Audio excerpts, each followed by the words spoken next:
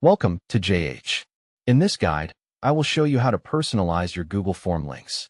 While Google Forms are perfect for gathering data through surveys or RSVPs, a custom link adds a professional touch that builds trust with your audience. To begin, head over to Google Forms and log into your account. Simply click the Sign In button, provide your email address, select Next, enter your password, and click Sign In once more to reach your main dashboard. Once you are on the dashboard, choose the specific form you want to modify. If you just finished creating a new one, you are already set. Otherwise, just open your existing project. Now, look toward the top right corner and press the Send button.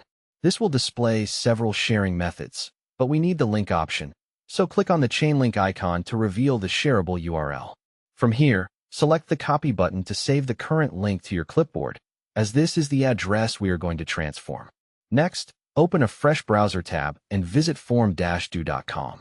This platform serves as our tool for editing the link. Once the page loads, choose the option to start for free, which lets you proceed immediately without needing to register an account first. In the provided field, paste the Google Form URL you just copied. Right underneath that, enter your preferred custom text for the URL.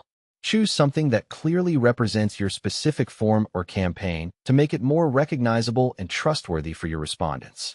After entering your custom text, click the Customize button. The site will work its magic and generate your new link instantly. Now, just hit the Copy button next to your personalized URL to save it to your clipboard. You can now share this professional link via email, social media, or anywhere else you like.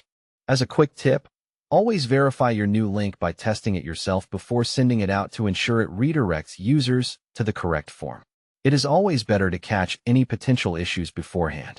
This simple adjustment significantly improves your branding and the overall credibility of your forms. If you found this walkthrough helpful, please remember to like and subscribe for more useful tutorials just like this one. Thank you for watching, and we will see you in the next video.